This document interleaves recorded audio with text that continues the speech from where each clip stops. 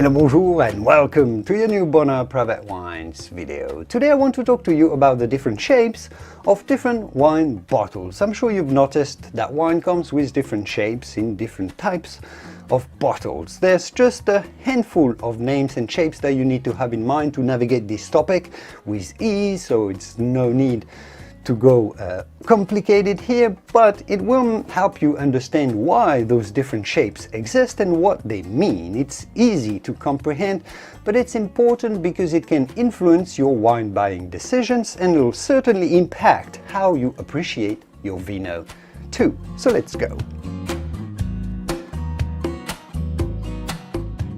There are only 4 bottle shapes that you need to know about. We'll go a little deeper in just a moment, but let's start with the very basics. The 4 types of wine bottles, all named after French wine regions, because I guess historically France has been at the forefront of winemaking and adopting different shapes for different wine regions, so at least the French have been dominant enough in terms of image to have wine bottles shapes named after their French regions, rather than being named after Spanish regions or German or Italian. Those are the Bordeaux Shape, that you'll probably recognize, the Burgundy Shape, the Alsace Shape right here, and of course the Champagne Shape.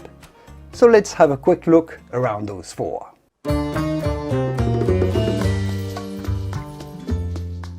So this shape right here is the most common and the most classic shape for wine bottles, and it's called the Bordeaux Shape because it's one that was always used in Bordeaux since the invention of wine bottles in the 18th, 19th century. Also the one that the British would get their Bordeaux wine bottled in, what they would call the claret wine back then, into. Of course, this shape is used elsewhere and in fact everywhere now, including in other very classic and historical wine regions such as Rioja in Spain. You have an example here. You'll find some Chiantis bottled in this Bordeaux shape in Italy as well. Outside of Europe, in the New World, such a shape generally indicates a wine made in a Bordeaux style rather than in a Burgundy or Rhone style. So generally a classic style with dense tannins, often with Bordeaux grapes such as a Cabernet Sauvignon or a Merlot. It's also used for Argentine Malbecs that you know very well, or Chilean Carmeneres, because those grapes originally were French as well, and from Bordeaux in fact. It's also used for all other wines that you don't really fall into the other categories that we'll detail in what follows. It's essentially the default shape, if you wish, that serves many whites and also rosés. I'd have a white wine from Bordeaux here. It's white, but it's that shape as well. Lots of rosés come in that shape. But let's talk about the other shapes, and so by contrast you understand better what I'm talking about here.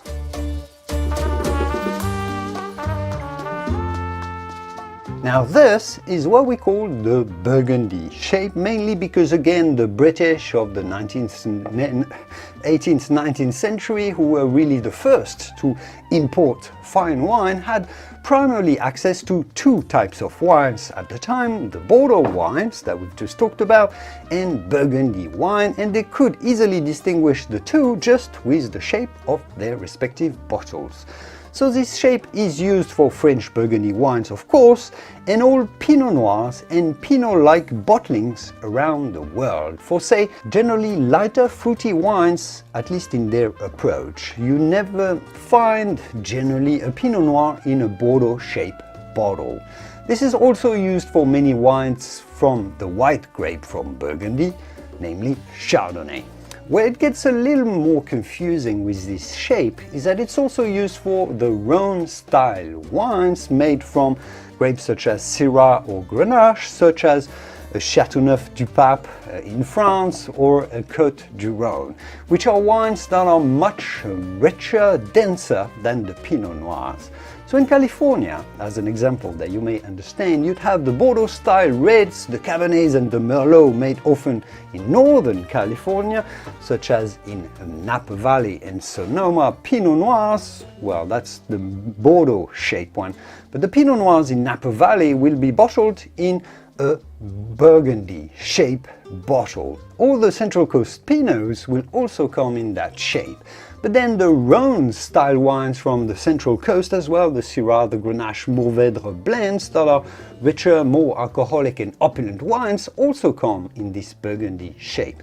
So this distinction in bottle shape helps you understand the style that you may expect from buying a wine. The more classic Napa style Cabernet or Merlot based blends come in the Bordeaux Shape style, while the Pinots and the Rhone style Central Coast blends, let's say, will come with the Burgundy Shape. It kind of tells you where the winemakers or the marketers get their inspiration from with a specific wine. More of the classic Bordeaux style or the Central Coast Burgundy or Rhone style.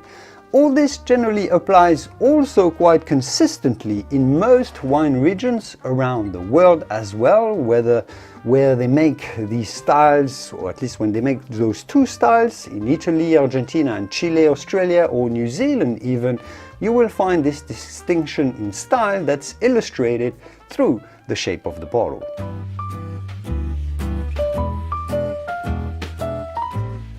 This shape right here is what is called the Alsace Shape or Alsatian Shape, named after the French wine region that borders Germany to the northeast, because it is one that they've used historically there to bottle their aromatic whites, in particular the Rieslings or the Gewürztraminers, the Pinot Gris. It's sometimes called the flute shape, I suppose, because it looks a little bit like a flute, at least it's elongated. It's also the shape for German whites, like the Mosel Rieslings, for example, and it's used around the world to identify those aromatic whites that have a lot of bursting flavors, because the Alsace region is also traditionally specialized in those wines. They also make some late harvest sweet wines there. So this is also the shape used for a lot of sweet, dessert, botrytis and aromatic whites around the world, like in Oregon or Washington, for example. Some ice wines even sometimes come with this shape. A very distinctive and I find very elegant shape as well. And now you know what it means. And this shape is of course used globally for sparkling wines, and it's named after the most famous of all sparkling wine regions, Champagne. You know this shape, not much to say here except that this shape is adopted worldwide for sparklings and hasn't really been rethought or competed with, first because, well, it makes a wine, even if it's a Burgundy sparkling, which is the case here, look like a champagne, which is always a positive reference, or even a blue wine, which is a bit of an oddity. We'll put this aside for now, but it makes any sparkling wine look like a champagne, but also because this shape makes the bottle with a thick glass very resistant to explosions and to resist and withstand the high pressure that comes with sparkling wines. And that's a big part of why those bottles have this particular shape, even though it's been modified slightly and there are different versions. You have a couple of those right here as well, especially with prestige cuvée champagnes. They have a bit of more creativity with these bottle shapes, but the champagne bottle shape is the base for sparkling wines all around the world.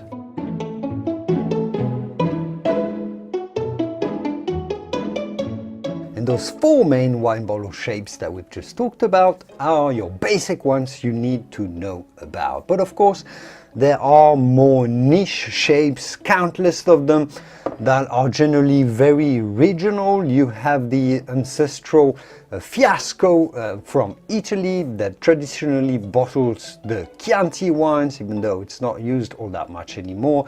You have some Portuguese port shapes, a variety of them. You have the traditional Provence shape or the Jura shape called the Clavelin, very traditional from France as well. Those are more anecdotal or very local particular shapes, and some wineries, including in the New World, may have some fun using different shapes, using those traditional shapes, because they look nice and a bit different. They want to differentiate themselves. For those same reasons, marketers may want to use different colors of glass bottles as well. A nice example here. So why is there different glass color for different bottlings? Generally, the glass for red wine bottles is either green or it can be a little bit more brownish. They just look slightly different, and they're dark with these dark hues because this prevents the damaging light wavelength to get through the glass and damage and hit the wine. It protects the liquid if you wish. Same goes for white wines, but some wineries, as you've noticed, choose to bottle their wines with a transparent glass.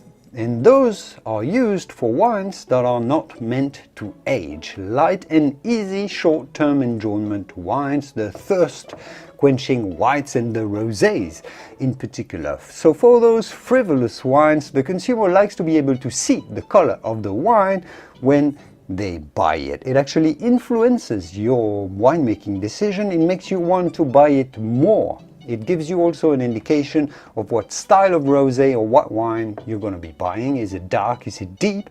The transparent bottles allow you to see this, and that's what it's used for, even though it's not ideal for storing or for aging. But you don't need to do that for those styles. And there you go. Here you have it, your quick guide to understanding all the main wine bottle shapes. I'll leave it here for today, and I will see you soon in the wonderful world of wine. Cheers!